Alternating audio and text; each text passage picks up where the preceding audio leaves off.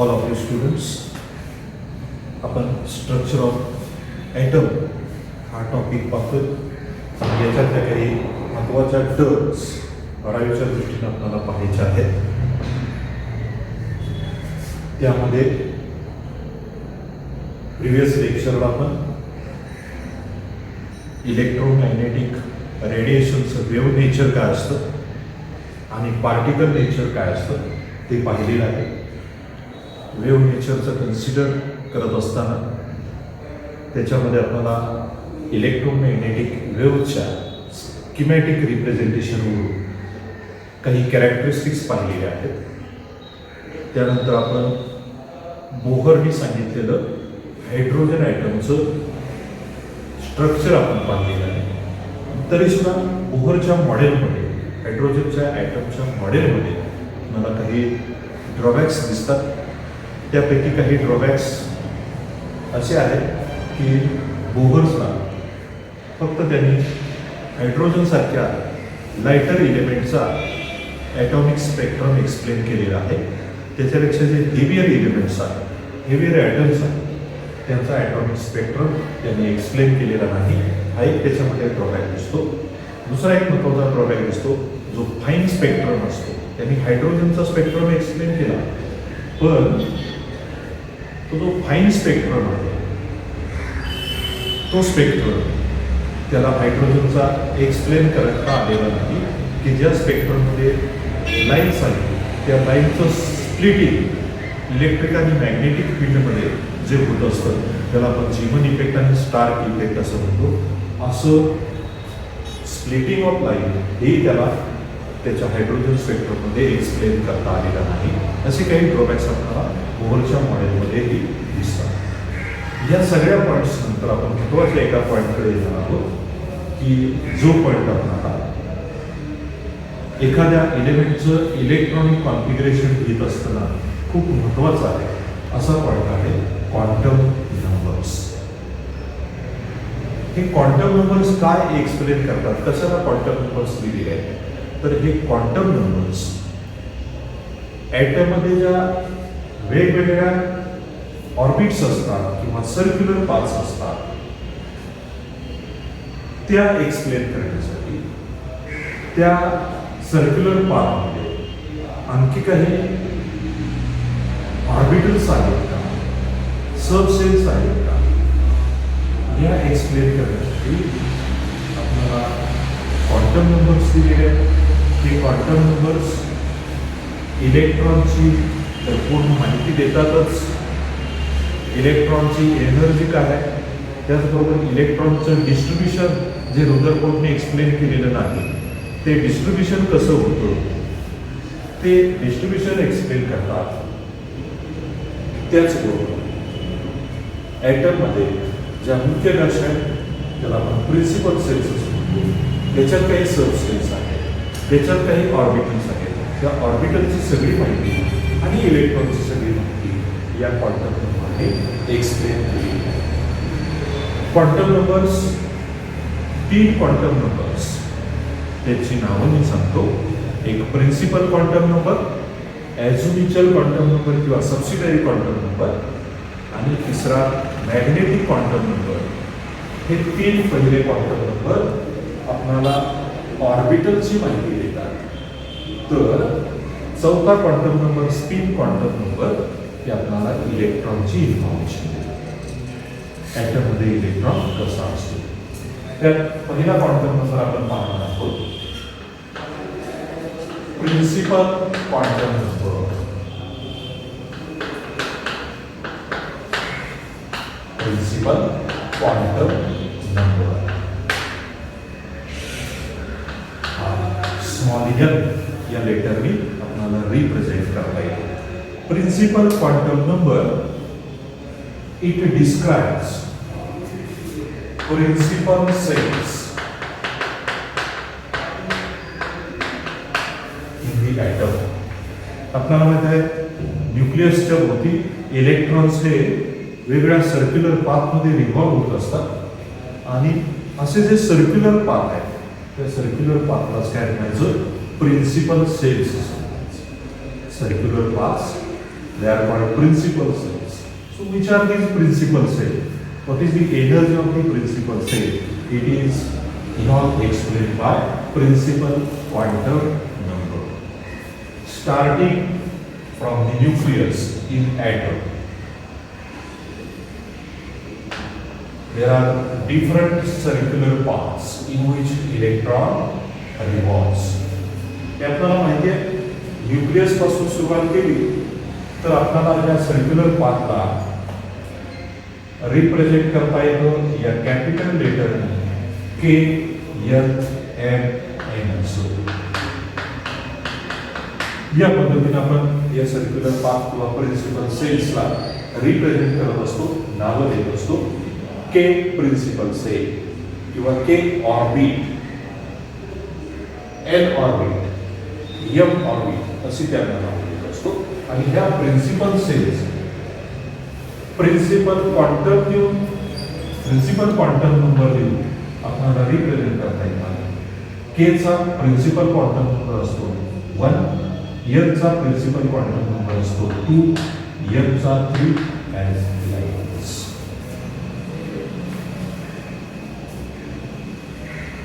Nucleus पासून जसजसं आपण दूर जाऊ, न्यूक्लियस पासून जसजसं आपण दूर जाऊ तसं या प्रिन्सिपल सेलचं डिस्टन्स आपल्याला वाढत गेलेलं दिसतं. त्याचबरोबर या ज्या ऑर्बिट्स आहेत किंवा प्रिन्सिपल सेल्स आहेत त्यांची एनर्जी सुद्धा आपल्याला इन्क्रीज झालेली दिसून as we go away from the nucleus. The distance of the principal cell goes on increasing. As like this, in the similar order, energy of the orbits also increases. म्हणून electron के principal sale मध्ये असेल तर त्याची energy L principal sale मध्ये असणाऱ्या electron पेक्षा कमी दिसेल. एनर्जी ऑफ इलेक्ट्रॉन ऑल्सो पूर्ण. म्हणून आपल्याला असं दिसतं की के प्रिन्सिपल सेल मध्ये समजा 2 इलेक्ट्रॉन आहेत, त्याची एनर्जी आपल्याला सेम दिसेल. It doesn't changes with the time. म्हणून या प्रिन्सिपल सेल कशा आहेत, त्यांची एनर्जी कशी आहे, त्यांचं नाव काय आहे, त्यांचे प्रिन्सिपल क्वांटम नंबर काय हे आपल्याला लक्षात ठेवावं लागेल. हे डिस्क्राईब केले तुम्ही प्रिन्सिपल क्वांटम नंबर डिस्क्राईब करतो. म्हणून आपल्याला म्हणता येईल की ॲटम मध्ये ज्या वेगवेगळ्या सर्क्युलर पाथ आहेत, प्रिन्सिपल सेल आहेत, त्या डिस्क्राईब करण्याचं काम कोण करतो तर प्रिन्सिपल क्वांटम नंबर करतो. आणि के एल एम एन या प्रिन्सिपल सेलचे प्रिन्सिपल क्वांटम नंबर्स आहेत 1, 2, 3, 4 as like this. So this is first quantum number which describes principal cells. Subsidiary or second name is azimuthal quantum number.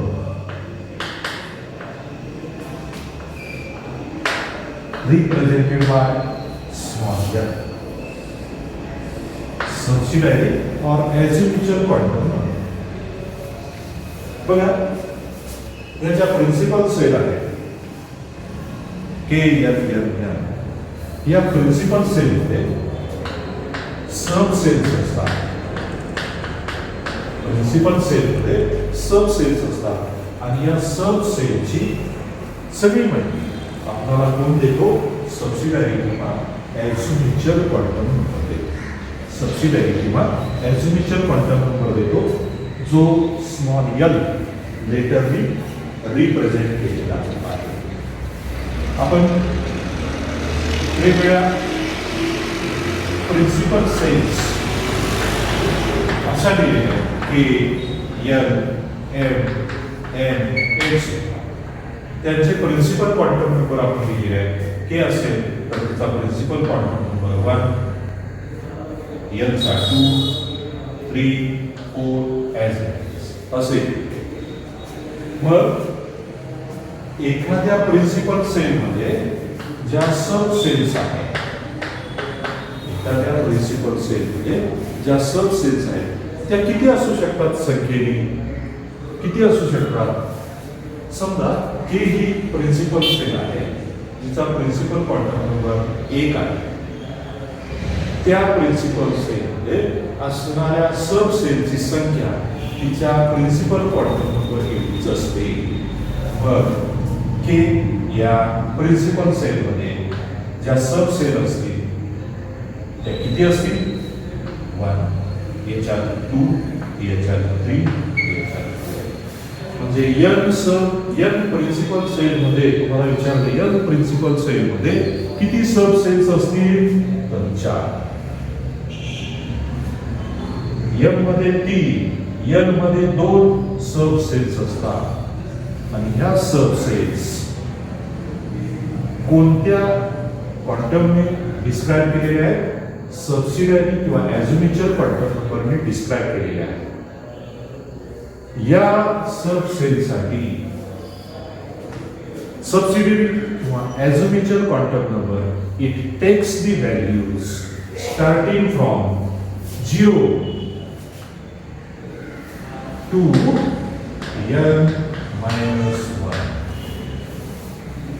या ज्या सब cells आहेत, या सब सेल्सला ॲझोम्युच्युअल quantum नंबरच्या व्हॅल्यूज कुठून सुरुवात होते? त्याची 0 पासून सुरुवात होते अप टू n minus 1 पर्यंत. अप टू n minus 1 पर्यंत. उदाहरण बघूया आपण. के प्रिन्सिपल सेलचा प्रिन्सिपल क्वांटम नंबर 1 आहे, त्याच्यात सब सेल 1 आहे. या सब सेलच्या n च्या व्हॅल्यूज कुठून सुरू होतात?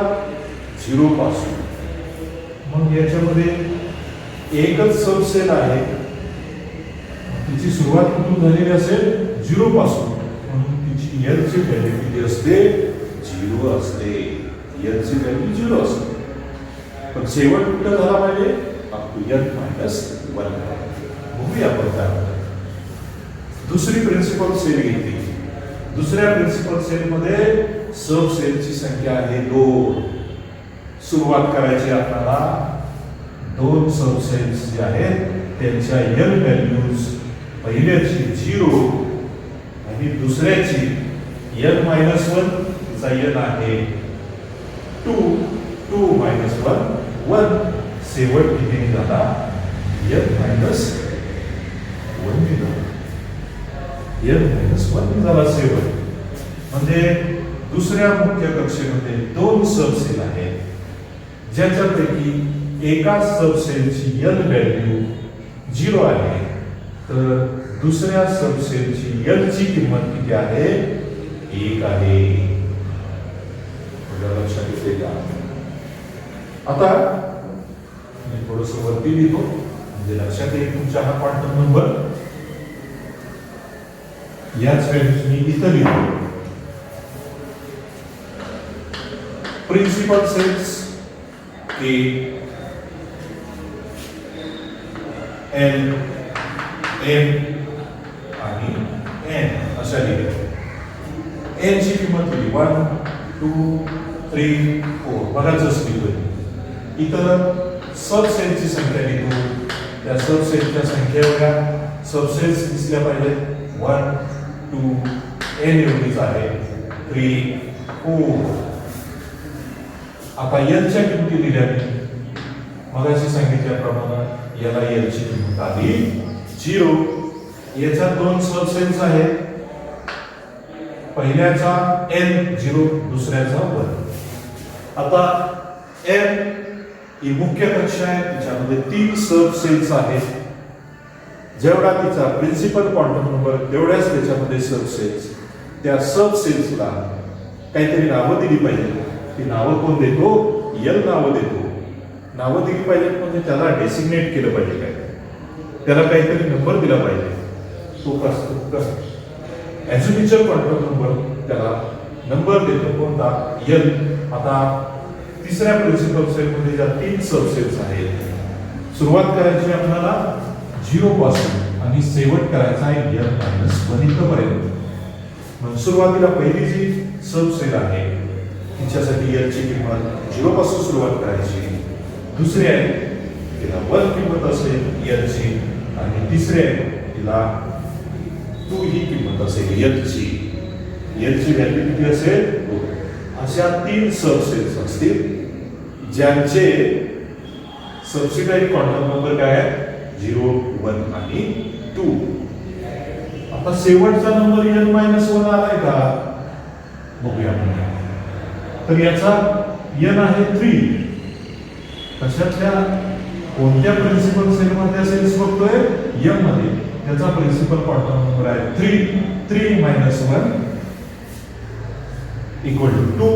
म्हणून याच्यात असणारी तिसरी सबसेल तिचा शेवट एल च्या व्हॅल्यूने कुठल्या झालाय 2 ने झालाय. या 3 याच्यात सबसेल्स.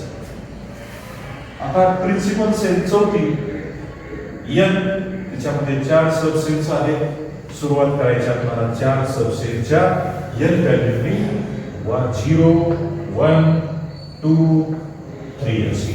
0, 1, 2, 3 अशी. आता तुमच्या लक्षात आलं असेल. बघा विद्यार्थी मित्रांनो, या 4 मुख्य कक्षा त्यांचे प्रिन्सिपल क्वांटम नंबर, त्यांच्यात असणाऱ्या ह्या उपकक्षा ज्याला आपण सबसेल म्हणतो, ह्या उपकक्षा संख्येने तेवढ्याच आहेत. कशा एवढ्या? त्यांच्या n च्या किमती एवढ्या. एकामध्ये एकच असते. पहिल्या कक्षेमध्ये एकच उपकक्षा, दुसऱ्यामध्ये या 2, तिसऱ्यामध्ये या 3, चौथ्यामध्ये या 4 उपकक्षा झाल्या. त्यांचे हे सबसिडरी किंवा ॲक्झिम्युच्युअल क्वांटम नंबर लिहिलेले आहेत. आता आपल्याला बघायचं या सबसेल्स कोणत्या आहेत. ज्या सबसेलचा बघा मी तर त्या सबसेलची नावं लिहितो. सबसेलची नावं कोणती नाव आहेत सबसेलला? ज्या सबसेलचा सबसिडारी क्वांटम नंबर म्हणजे n 0 आहे त्या सबसेलचं नाव आहे s. Small s. काय म्हणायचं s. मग प्रत्येक ठिकाणी ज्या सबसेलचा सबसिडारी क्वांटम नंबर 0 आहे ती यसच असते. ही यसच आहे. ही यसच आहे. तुमच्या लक्षात आलं असेल की प्रत्येक मुख्य कक्षेमध्ये आपल्याला यस ही उपकक्षा दिसतेच. याच्यात आहे. तिचा तुम्हाला विचारलं यस या सबसेलचा सबसिडारी क्वांटम नंबर किती असतो? 0. तर लक्षात ठेवा ज्या सबसेलचा सबसिडारी किंवा ॲझिम्युच्युअल क्वांटम नंबर 1 असतो ती असते सबसेल पी नावाची. जिथं ज्या ठिकाणी तुम्हाला सबसिडारी क्वांटम नंबर 1 दिसेल ती असते पी सबसेल. तुम्हाला लक्षात येईल. मी असा प्रश्न विचारला पहिल्या मुख्य कक्षेमध्ये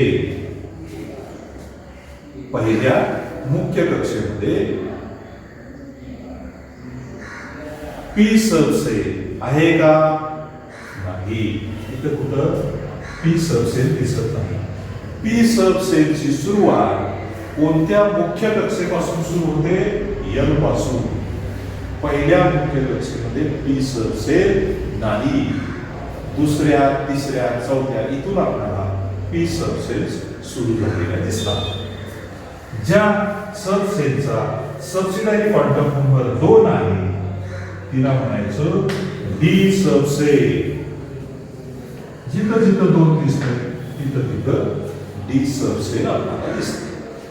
मग याचा प्रश्न विचारला दुसऱ्या मुख्य कक्षेमध्ये डी सबसेल्स किती आहेत?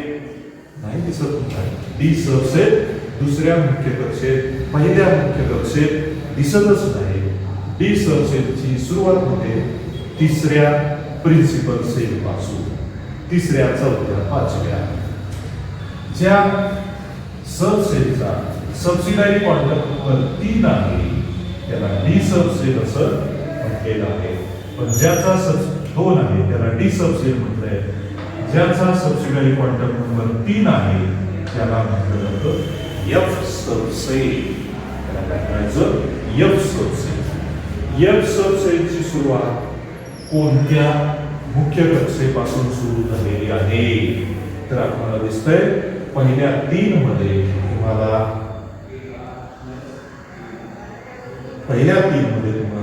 एफ सब सेल दिसत नाही. त्या 4थ्या पासून सुरू होतात. मी थोडस एक सेपरेशन असं करतो मुख्य कक्षा वाईज. ही आहे पहिली मुख्य कक्षा, आहे दुसरी मुख्य कक्षा, तर मला ही तिसरी मुख्य कक्षा दिसते आणि ही 4थी मुख्य कक्षा दिसते. आता तुम्हाला क्लिअर आयडिया येईल की पहिल्या मुख्य कक्षेत फक्त एस सबसेल आहे, दुसऱ्या मुख्य कक्षेत एस आणि पी आहे, तिसऱ्यात एस पी डी या प्रकारच्या सबसेल्स आहेत, चौथ्यामध्ये एस पी डी एफ अशा सबसेल्स आहेत. आता बघा तुमच्या हे लक्षात आलं असेल की मुख्य कक्षेमधल्या सबसेलचे ॲझोम्युच्युअल क्वांटम नंबर काय आहे, सबसिडायरी क्वांटम नंबर काय आहे आणि त्या कोणत्या आहे, त्या कोणत्या सबसेल्स आहेत याची तुम्हाला आयडिया आहे. आता या सबसेल्स ज्या आहेत त्या आकाराने स्पेरिकल असतात. यस सबसेल त्या आकाराने कशा असतात? स्पेरिकल असतात. प्रत्येक प्रिन्सिपल सेल मध्ये यस सबसेल असू द्या त्या आकाराने स्पेरिकल असते. पी सबसेल त्या डंबेल शेप असतात. डंबेल पाहिलेत का? तर डंबेल असे असतात, ते लाकडी असतात. पूर्वी असायचे जी कवायत असायची, कवायत मास पेटी त्याला म्हणायचं, लाकडी ठोकळे असे डंबेल्स असायचे, ते घेऊन मला कवायत करायला लावायची. आता ते दिसत नाहीत, असे डंबेल्स असतात. साधारण असा आकार या पी सबसेलचा असतो.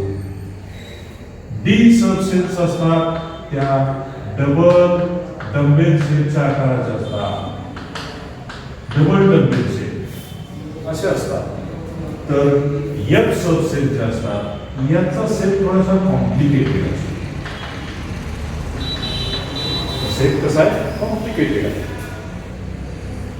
मग हा सबसिडायरी क्वांटम नंबर किंवा ॲझोम्युच्युअल क्वांटम नंबर म्हणजे एल हा सबसेलची माहिती देतो. सबसेल्स त्यांचे ॲझोम्युच्युअल क्वांटम नंबर काय आहेत आणि त्या कोणत्या आहेत, त्यांची नावं त्या सबसेलची काय आहेत, त्यांचे सेल्स काय आहेत, आकार कसे आहेत याची माहिती आपल्याला दिलेली दिसते या सबसिडायरी क्वांटम नंबर किंवा ॲझोम्युच्युअल क्वांटम नंबरनी दिलेली दिसते. आता या 2 क्वांटम नंबर मध्ये तुम्हाला हे कळाले का? बघा हे क्वांटम नंबर कशासाठी दिलेले आहेत, तर ॲटम मधल्या मुख्य कक्षा कोणत्या, त्यांचे नंबर काय आहे याची सगळी माहिती डिस्क्रिप्शन आपल्याला प्रिन्सिपल क्वांटम नंबर यांनी केलेलं दिसतं. या प्रिन्सिपल सेल मध्ये वेगवेगळ्या सब सेल्स असतात. या सब सेलची माहिती 2 नंबरचा क्वांटम नंबर देतो, त्याला आपण म्हटलं सबसिडायरी किंवा ॲझोम्युच्युअल क्वांटम नंबर. सबसिडायरी किंवा ॲझोम्युच्युअल क्वांटम नंबर. विद्यार्थी मित्रांनो 2 क्वांटम नंबर आपण एक्सप्लेन केले. तिसरा क्वांटम नंबर त्याचं नाव मी लिहितो इथं magnetic quantum number. Magnetic quantum number हा मॅग्नेटिक क्वांटम नंबर काय एक्सप्लेन करतो, तो एम असा लिहितो, M small magnetic quantum number. आता ह्याच्या सब सेल्स आहे ज्यांचे सबसिडायरी क्वांटम नंबर हे अशा सब सेल्स मध्ये ऑर्बिटल्स असतात. सब सेल्स मध्ये ऑर्बिटल्स असतात. आणि ह्या ऑर्बिटलची माहिती कुणी दिलेली आहे? मॅग्नेटिक क्वांटम नंबरनी दिलेली. आपल्याला आतापर्यंत 9वी-10वी मध्ये हेच माहित होतं की ॲटमचं स्ट्रक्चर असं असतं की ॲटमच्या सेंटरमध्ये न्यूक्लियस असतो आणि या न्यूक्लियस होती या मुख्य कक्षा असतात. इथंपर्यंत आपल्याला माहिती होती. पण आज आपल्याला काय शिकायचं? याच्याही पुढे या मुख्य कक्षेमध्ये उपकक्षामध्ये ऑर्बिटल्स असतात. आता बघा मी काय सांगतोय, ह्या ज्या सब सेल्स आहेत या सब सेल्स मधल्या ऑर्बिटलची माहिती मॅग्नेटिक क्वांटम नंबर दिलेला आहे, जो रिप्रेझेंट केला आहे Mn या. आता एखाद्या सब सेलमध्ये किती ऑर्बिटल्स असतील? तर किती ऑर्बिटल्स असतील? तर ते या फॉर्म्युल्यामध्ये 2n+1 एवढ्या त्याच्यामध्ये काय असतील? ऑर्बिटल्स असतील. आपण मुख्य कक्षा एक्सप्लेन केल्या, उपकक्षा एक्सप्लेन केल्या. आता उपकक्षामध्ये ऑर्बिटल किती असतील? तर 2n+1. तुम्हाला n ची किंमत माहित आहे. प्रत्येक उपकक्षेतल्या किंवा प्रत्येक उपकक्षेमध्ये किंवा उपकक्षा ज्या आहेत सबसेल्स आहेत त्यांच्या n ची किंमत तुम्हाला माहिती आहे. मग त्या उपकक्षेत किती ऑर्बिटल असतील त्या या फॉर्म्युल्याने तुम्ही इझिली कॅल्क्युलेट करू शकता, काढू शकता. आता या ज्या ऑर्बिटल्स आहेत या ऑर्बिटल्सला काहीतरी नंबर दिले पाहिजेत आपल्याला. ते नंबर कोण देतो? Magnetic quantum number Mn. आणि त्याच्या व्हॅल्यूज कशा द्याव्या लागतात आपल्याला? -n, 0 +n. या पद्धतीनं मॅग्नेटिक क्वांटम नंबरच्या व्हॅल्यूज आपल्याला देता येतात. त्या कशा द्यायच्या? खूप सोपं आहे, मी सांगतो येतं. बघा हा फॉर्म्युला लक्षात ठेवा. सब सेलमध्ये असणाऱ्या ऑर्बिटल्स या फॉर्म्युल्याने काढायच्या किती ऑर्बिटल्स आहेत आणि रिप्रेझेंट करायच्या मॅग्नेटिक क्वांटम नंबर Mn या -n, 0 to +n अशा. आता उदाहरण बघूया आपण. मॅग्नेटिक क्वांटम नंबर याच्या व्हॅल्यूज कशा लिहिता येतील? मी तर ऑर्बिटलची संख्या लिहितो 2n+1 म्हणजे ऑर्बिटलची संख्या लिहितो. लक्षात ठेवा त्या सब सेलमध्ये असणाऱ्या ऑर्बिटलची संख्या. आता मी ही सब सेल घेतली कोणती? S सब सेल. तिचा सबसिडायरी क्वांटम नंबर आहे 0. L ची किंमत माहित आहे. मग 2n+1 या फॉर्म्युल्याने याच्यात ऑर्बिटल किती असतील? L ची किंमत 0 झाला. 2 × 0 0 0+1 1. याच्यामध्ये एकच काय असेल? ऑर्बिटल असेल. एकच ऑर्बिटल असेल. आता त्या ऑर्बिटलसाठी n किती द्यायचा? तर तो असा द्यायचा आहे आपल्याला. Mn च्या व्हॅल्यूज -n, 0 2 +n. त्याचा मॅग्नेटिक क्वांटम नंबर किती द्यायचा? 0. Magnetic quantum number 0. S सब सेल मध्ये एकच ऑर्बिटल आहे, तीच असते S सब सेल. S सब सेल ही S ऑर्बिटलच आहे, एकच आहे. तिचा मात्र मॅग्नेटिक क्वांटम नंबर 0 आहे. S सब सेलचा मॅग्नेटिक क्वांटम नंबर 0 आहे. ऍझोमीटर क्वांटम नंबर पण 0 आहे. आता मी दुसरी घेतो. इथं पण तसंच असेल. ही ऑर्बिटल आहे, तिचा मॅग्नेटिक क्वांटम नंबर लिहिला. तर असं करतो मी. आधी ऑर्बिटलची संख्या लिहितो. ऑर्बिटल एकच असेल प्रत्येक ठिकाणी. इथं एकच असेल, इथं एकच आहे, इथं एकच. आता त्याचा Mn ची किंमत लिहितो. Magnetic quantum number Mn 0. इथं 0, इथं 0, 0.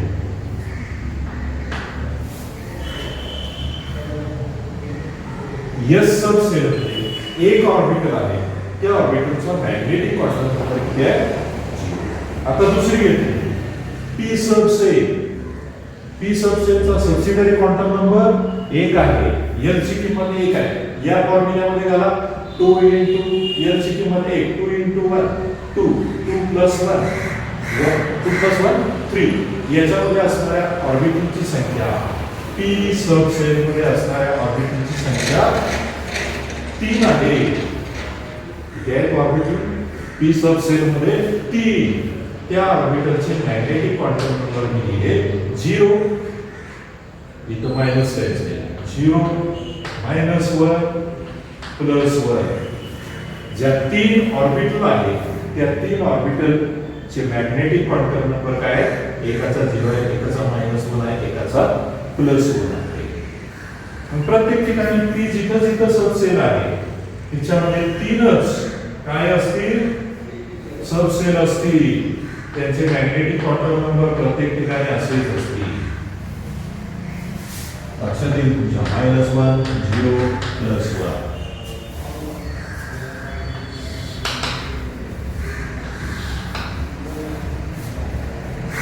तीन ऑर्बिटल त्यांचे मॅग्नेटिक क्वांटम नंबर. डी सब सेल घ्या. डी सब सेलचा एल आहे 2 2 into 2 4 4 + 1 5. याच्यात 5 ऑर्बिटल्स आहेत.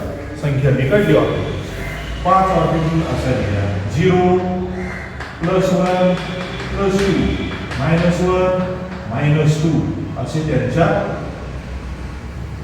मॅग्नेटिक क्वांटम नंबरच्या व्हॅल्यूज. 5 ऑर्बिटल झाल्या 1 2 3 4 5. आलं का लक्षात? आता प्रत्येक ठिकाणी जिथं डी असेल तिथं या 5 ऑर्बिटल असणार. डी सबसेट मध्ये 5 ऑर्बिटल. एफ मध्ये किती असतील? एफ चा एल 3 आहे. इथं किंमत झाला 2 into 3 2 into 3. बरोबर आहे का? एफ चा एल 3 आहे. 3 into 2 6 6 + 1 7. याच्यामध्ये बघा एफ मध्ये 7 ऑर्बिटल्स असतील आणि या 7 ऑर्बिटल कशा लिहायच्या? -3 -2 -1 0 +1 +2 +3 असे या 7 ऑर्बिटलचे मॅग्नेटिक क्वांटम नंबर तुम्हाला लिहिता येतील. बघा हे मॅग्नेटिक क्वांटम नंबर काय एक्सप्लेन करतात? मॅग्नेटिक क्वांटम नंबर तर सब सेल मधल्या ऑर्बिटल्स. सब सेल मधल्या ऑर्बिटल. आता या सब सेल्स एस सब सेल सोडा, त्याच्यामध्ये एकच ऑर्बिटल आहे. पी सब सेल याच्यामध्ये ऑर्बिटल 3 आहे. मॅग्नेटिक फील्ड नसताना या 3 सब सेल्स एकच दिसतात, एकत्र दिसतात. पण मॅग्नेटिक फील्ड मध्ये या पी सब सेल मधल्या या 3 ऑर्बिटल्स स्वतःला 3 दिशेला अरेंज करून घेतात.